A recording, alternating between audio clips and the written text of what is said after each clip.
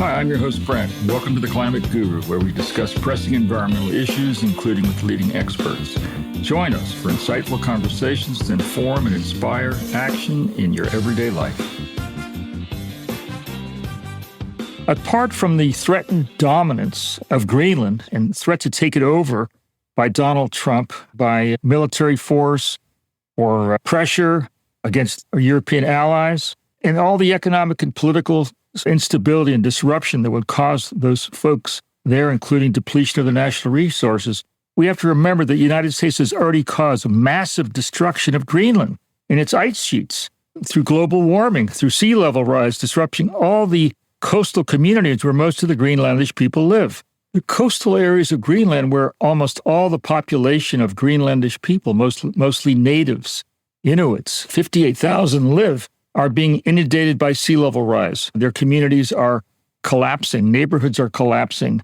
Infrastructure, their way of life is being threatened and disappearing. Their fishing is being threatened. And it's caused by climate change. And the principal driver of climate change is the United States. Over the last 150 years, the United States has been the biggest contributor of greenhouse gases, in particular carbon, to the atmosphere, creating the greenhouse effect and causing global warming, which we know is now approaching 1.5 degrees centigrade, 2.7 degrees Celsius, although it's much higher in the Arctic areas because of what's called Arctic amplification. It's actually 3 to 4 degrees increase in temperatures in the Arctic areas, including Greenland, compared to most of the rest of the planet, which is approaching 1.5 degrees centigrade. So historically, the United States is the greatest contributor to greenhouse gases. Of the greenhouse gases that are in the atmosphere, particular carbon dioxide, which lasts hundreds of years or even thousands of years in the atmosphere, most people aren't aware of that, the United States has contributed more than any other country.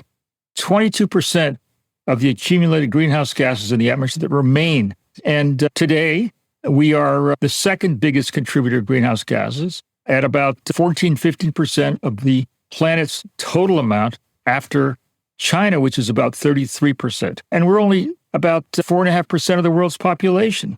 Greenland's the largest island on the planet. It's not a continent. Greenland is 80% ice, and the ice sheet is melting much faster than it did in the 1990s. In the last decade, ice is melting on Greenland 7 times faster than in the 1990s. And because of hundreds of billions of tons of ice loss each year, Greenland ice is melting not only above from warming of the atmosphere, but below as the oceans warm. And this is causing an increased rate, an alarming rate of melting of Greenland. The sea ice around Greenland, in the reaches north of Greenland, have also diminished significantly. This Arctic sea ice has declined significantly, making traditional ways of life, fishing, traveling in the ice fields more dangerous for the Greenlandic people. 90% of their diet and income is from fishing. And as the ice flows break up north of Greenland, they can't travel there, they can't fish there, and the main habitat which they hunt are polar bear, walrus, and also seals. They're losing their habitat where they live. It's becoming more and more difficult for these species to even survive in this area because of reduction of the sea ice. So as the coastal sea ice in Greenland melts from warming and also from rising sea levels, the coastal communities where they live is collapsing. And many homes and foundations are collapsing, roads, infrastructure. There's great floods and erosion in these areas where most of the Greenlandish people live. Their fishing villages along the coast, which is the main source of their income. If Greenland melted completely, the seas in the world would rise 23 feet. Can you imagine? That's not expected to happen for hundreds or thousands of years, but it's already beginning and it's increasing very rapidly. To date, the sea levels in the world have risen an average of 10 inches, and Greenland's contributed about half an inch to that, which is about 20% of the ice melting contribution to sea level rise. The other part comes from warming of the oceans, and the oceans expand and rise. Because of the phenomenon called Arctic amplification, the temperatures are increasing 3 to 4 degrees centigrade because of the albedo effect. That means that the ice masses that reflect the sun and reflect heat are melting, and there's less area to reflect heat. And the oceans absorb the hot sunlight and it becomes warmer. And that's spiral, a tipping point where the ice masses continue to melt and there's less reflective white surface. And these fishing villages rely on income and fish for their main source of protein. They've done so for more than 1,000 years. As these ice arounds their villages thin, they make it very difficult to travel and less reliable, more dangerous. The oceans are also becoming more acidic because of carbon in the atmosphere. The oceans absorb 25%. Acidic oceans cause shellfish, shrimp, any crustaceans to lose the ability to form their shells. So that's a huge damage to the fishing and to the income of Greenlandish people.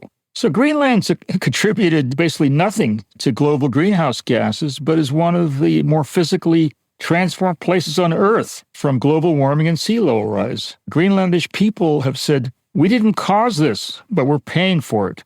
Greenlandish people can't relocate inland to Greenland because there's no facilities in the interior of the island to sustain them. They've lived for over 1,000 years along the coast and learned how to live there in temperatures that go to 50 degrees below zero, 90 degrees below zero. And they arrived more than 1,000 years ago and have adapted remarkably and beautifully to that extreme environment where they thrive and their culture thrives, their way of life thrives. They say that those that contribute the least to climate change and sea level rise are suffering the most. The whole Greenlandish indigenous culture is under threat. They say that you in the West, the United States, built and created business and developed by burning fossil fuels, and we are losing land, our culture, and security because of it. So Greenland is one of the most physically transformed places on Earth because of sea level rise, global warming, ice melting of the masses, of the Greenland ice mass. So the story of Greenland today and what it faces is a warning for all of us and the rest of the planet. Climate change is not a distant worry. It's happening right now. Supporting indigenous-led conservation, which we must do, supporting indigenous-led efforts to reduce emissions and protecting Arctic ecosystems are not choices. They are our responsibilities because we have contributed the most to the degradation of the physical properties of Greenland and what the people rely upon to live and to continue their special culture. Greenland's ice, its wildlife, and its people are calling for action. Will we listen to them? I have to confess that my family has a special personal relationship to Greenland. My brother Mark, as you can see in this photograph, married a young Greenlandish woman. Her name was Boletta, and she was a wonderful young woman.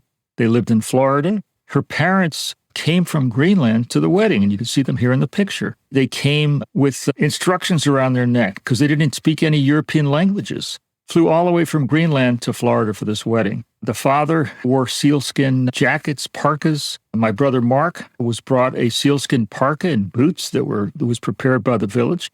Her father was a hunter, and the women in the village prepared and sewed these beautiful blouses that her mother you can see wearing and Boletta was wearing for the wedding ceremony. She was a very special person, told us a lot about her culture, her people, the importance of it, and the beauty of how they lived. And so with the recent drama internationally of the United States, Donald Trump's expression of his desire to take Greenland forcibly from the Greenlandish people, that probably will not happen. However, we have to acknowledge no one has really talked about how the United States, as an industrial country spewing 150 years of greenhouse gases, is destroying Greenland, destroying the coastal areas, destroying the economy and the culture. And this will only worsen. And the Greenlandish people, like others around the world in developing countries who are so affected by climate change, whether it's Africa, whether it's small island development states in the Pacific, they are the ones who contribute the least but are affected the most. And they're asking developing and rich countries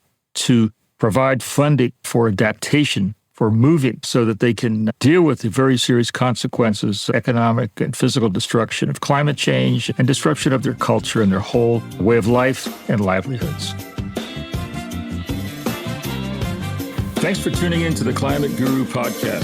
Stay inspired, stay informed, and keep taking action for our planet's future. Until next time, and remember, together we can make a difference.